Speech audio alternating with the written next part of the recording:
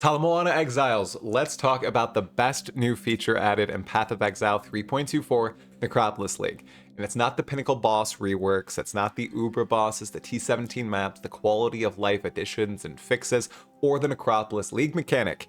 It's something far smaller and more focused on the early game of Path of Exile. It's the campaign additions that occurred in Acts 1 and 2.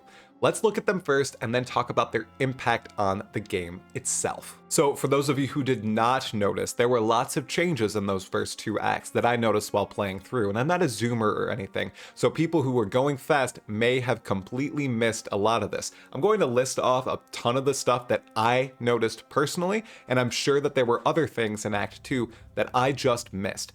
Note, it does seem like all of this fell off at the end of Act 2, so hopefully grinding gear games does continue to do this, because as I'll lay out soon, this is a massive win for the game as a whole, for new players and veteran players alike. So without further ado, let's look at what actually changed.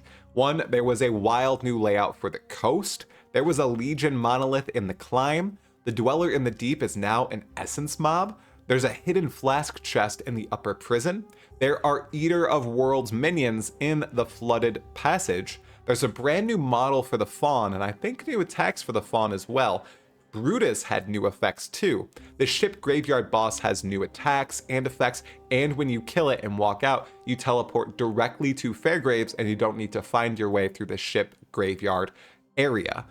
Merveil now has varied ads. It's not the same ads over and over again.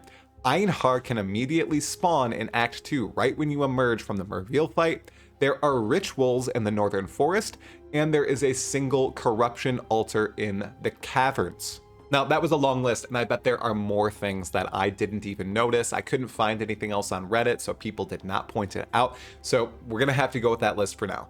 If there are more secrets, please go down in the comments, let me know now, and I will add them to the overall list of these new cool secrets in the Path of Exile campaign. But what does it actually do, everyone? Because you might not understand what a large impact this will have on new players. Adding all these different facets to the early game will introduce new players to mechanics that they otherwise would never interact with until they reach the end game or the Atlas, until they finished the tutorial of Path of Exile. And for a tutorial, Path of Exile really doesn't do a great job of introducing you to all these mechanics that are now included into the game. Having rituals in Act 2 is a great idea. Putting the corruption altar in Act 2 as well is awesome, and it introduces people to corruption, and it shows people how cool these various mechanics are. It makes them say, wow, I want to encounter this more. How can I actually do that? And that's actually quite close to what happened to me with Ascendancies, and I'm sure this happens to a lot of different Path of Exile players as well. I had no idea that Ascendancies existed in the game, and of course I was initially hooked to PoE, I was making my way through the game, and when I found out that I could ascend into 3 different archetypes as a witch on my first playthrough, I had a wow moment. I think Path of Exile has a lot of wow moments, especially for new players, and especially if they insert all these little tidbits of content you would only encounter at the end of the game into the early sections of the game. And if they spatter them throughout, oh, this is going to change up the campaign playthrough for players new and old alike entirely. So what exactly do I mean by that? I'm saying it's a huge win for grinding gear games and for everyone who might play Path of Exile now and in the future. The first thing it will do, it's going to hook players onto the game. It's going to make them say, wow, you're not just killing monsters now and participating in all these different quests and going and getting passive points and leveling and getting items.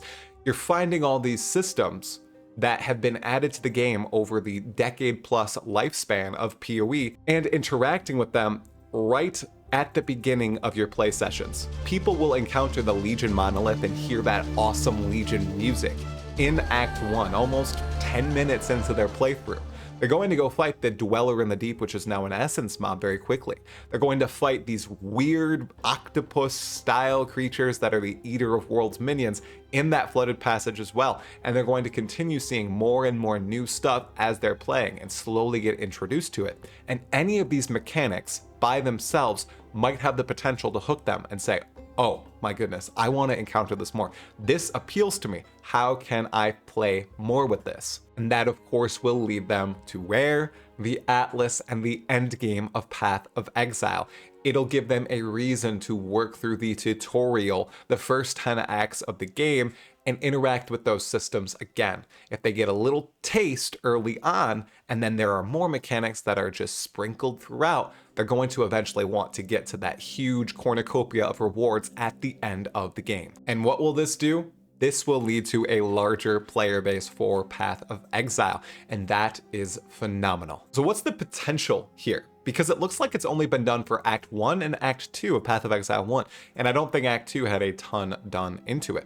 Well, if Grinding Your Games decides to continue doing this the rest of the campaign, well, this is going to help, 1, introduce more and more new players to all these different mechanics, and 2, it's going to help with the campaign replayability problem that lots of PoE1 players have been experiencing, which is great. When I was playing through the campaign, it really felt fresh encountering all these new encounters as I was going through the campaign. Now, of course, again, I wasn't blasting or anything, but even for the blasters, this has potential. You know that secret button in the upper prison that revealed a chest of flasks? Well, it has the potential to drop like 10 quicksilver flasks. That's wild. Maybe the blasters will want to stop by some of these secrets and actually use them. The corruption altar 2 in Act 2 can also make your gear far more powerful if you decide to use it.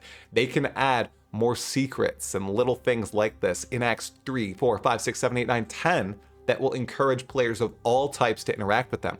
And if they randomize them every single league, oh my goodness, everyone. In addition to those new league mechanics that we get with every cycle reset, we're going to get a vastly different campaign experience because they have such a repository of league mechanics and content types to pull from and then just drop in Path of Exile. It's going to be so cool if they continue with this, and I really hope that people are encouraging them, saying that they enjoyed it, saying that it really changed up their experiences as it did with me. So if that is the case, make sure you talk about this on Reddit, on Twitch, and YouTube comments. If you manage to talk to a Grinding Your Games employee, shout it out. It's a cool feature, and it's something easy for them to do that can really vary up the play experience for veteran players and help new players get introduced to all the different types of content that are in Path of Exile 1. To sum it all up, it's simply making for a better campaign experience for veterans and new players alike. It's introducing new players to mechanics that they would never see before reaching the end game if they ever made it there, and it's giving them opportunities to say, hey, I really want to experience more of this. And then for veteran players, it's giving us the potential to not be going through the same campaign and slogging through it time after time. And if we really learn all these secrets, speed up our campaign playthroughs too and get cool little goodies on our way to the end game. It's a win-win overall. That's it. That, in my opinion, is the best new feature added with Path of Exile 3.24 Necropolis. It's none of the other stuff, but we will talk about all of it because I am inching my way toward T17 maps. I'm now in T16s. I have 2 Void Stones. We'll see what happens when I actually get to encounter Uber, Katarina, and all these bosses that people are absolutely raging about on Reddit and on the forums and on Twitter and Twitch and YouTube. It's going to be a fun time. Let me know in the comments, what is your favorite part of Necropolis League and how is your league start going? We are now 8 days into the patch and I'm still having a great time. Lots of people seem to be as well, especially with all the fixes and new content that GG has introduced in the past week. They've been pretty speedy about it, and I do think the only thing that they might change a little bit more are the T17 maps and maybe the Pinnacle drop tables, given we only have like 1 Void Forge listed on trade. That's crazy. Absolutely insane. One of my favorite items now seems to be completely blocked behind Ubers, and the drop rate seems to have not been increased. That is a shame.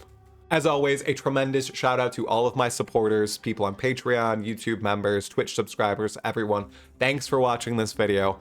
That's all for this one. Talkative, Exiles.